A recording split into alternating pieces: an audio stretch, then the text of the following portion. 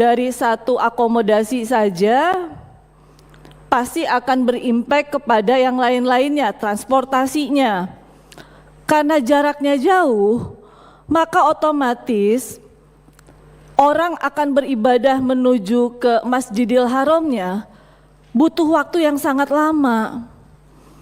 Karena kondisi kemarin itu kondisinya belum berhaji, jaraknya antara 20 menit, 30 menit, kalau berhaji bisa sampai 1 jam, bisa sampai berapa jam.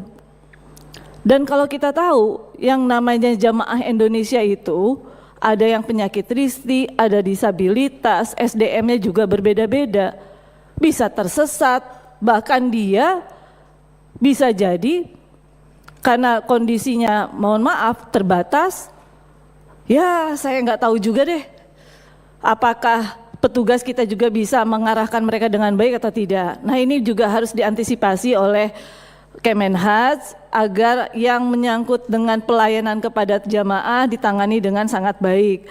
Yang berikutnya lagi yang menjadi catatan saya yang membuat saya agak terhenyak, sampai dengan hari ini yang namanya koper jamaah, masa baru 1.600 yang disebarkan, apalagi pihak Garuda. Ini Garuda ini serius apa tidak sih? Vendornya yang mana? Jangan main-main lah. Apalagi tadi dibilang maksimal tanggal 16. Kualitasnya kayak gimana?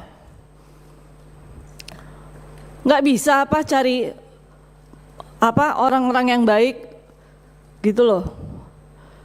Kita ini kan bukan orang pertama kali melaksanakan haji. Makin kesini kok makin gak serius ya. Ini ngurus jamaah gitu loh Pak. Kalau tanggal 16 baru mau dilaksanakan, mau disebarkan, apalagi kalau misalnya kabupaten kotanya jauh, bagaimana menyebarkan kepada para jamaahnya? Yang berikutnya lagi yang menurut saya sangat harus menjadi perhatian kepada ibu bapak sekalian, karena ini kondisi force majeure. Saya memberikan catatan kaitan dengan Garuda. Kemarin saya baru saja ngetes, ada yang pakai bisnis, ada yang pakai ekonomi. Karena tadi berbicara pelayanan, makanannya. Ini makanannya kayak gimana? Ibu Dini itu sampai protes ke saya karena dia yang pakai ekonomi. Bu Seli, ini MBG apa bukan? Karena dia dikasih makanannya nggak enak banget. Bener ya Bu Dini ya? Ada kering tempe, dingin, keras pula.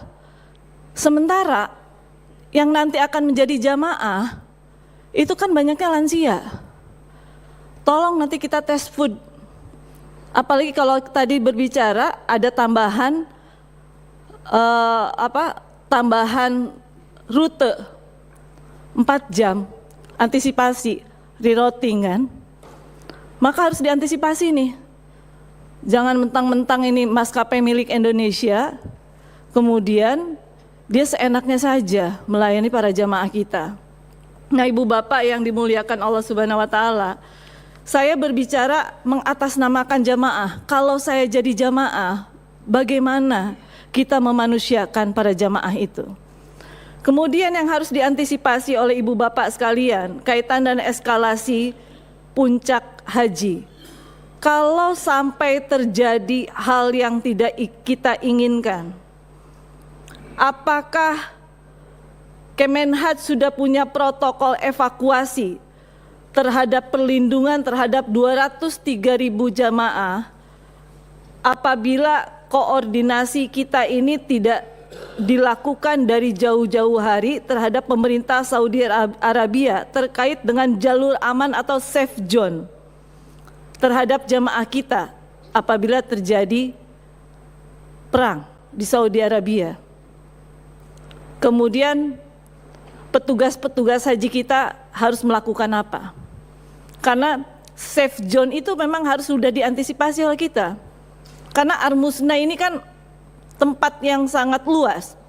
Kita tidak tahu safe zone-nya untuk jamaah haji Indonesia di mana. Kemarin kita sudah melihat Armusna, tetapi safe zone untuk jamaah kita ini di daerah mana? Kan nggak mudah untuk menetapkan itu semua. Nah tentu kami juga harus mengakui bahwa hal-hal terburuk itu harus diantisipasi. Kemarin saya sempat bertanya sama Pak Ian, asuransi, tadi disebutkan nih oleh Ibu Bapak sekalian, sedang menentukan asuransi dengan BPJS Ketenagakerjaan, itu adalah asuransi kematian. Tetapi asuransi dalam kondisi force majeure, ini kan harus juga dipersiapkan oleh Ibu Bapak sekalian. Kita kan nggak tahu kalau terjadi force majeure. Para jamaah kita juga harus diantisipasi. Semua harus diperkirakan oleh Ibu Bapak sekalian, bukan hanya asuransi kematiannya, kondisi force majeure-nya. Nah, termasuk juga yang menjadi catatan saya di sini adalah klausul Kemenhaj menyatakan apabila dalam kontrak maskapai memungkinkan tidak maskapai membatalkan penerbangan secara sepihak jika eskalasi perang meningkat, bagaimana perlindungan hukum bagi jamaah jika maskapai tidak dapat menerbangkan karena alasan keamanan? Maka itu juga harus dibuat oleh Kemenhaj. Nah, tentu saya juga menganggap bahwa ini tidak mudah bagi kita semua, karena kita ingin memberikan yang terbaik untuk para jamaah yang hari ini memang membutuhkan pelayanan yang terbaik dari pemerintah Indonesia. Mungkin itu saja sebagai pengantar dari saya, karena mungkin rekan-rekan juga punya catatan-catatan. Karena saya jujur saja Bapak Ibu sekalian merasa bahwa kemarin ada sesuatu yang betul-betul menggelitik saya. Dari mulai catering, dari mulai Al-Hidayah, dari mulai transportasi, karena hakikatnya Kemenhaj harus memberikan pelayanan yang terbaik untuk para jamaah di 2026 yang akan datang. Terima kasih banyak. Wallahu muwaffiq ila aqwamit thoriq. Wassalamualaikum warahmatullahi wabarakatuh. Waalaikumsalam warahmatullahi wabarakatuh.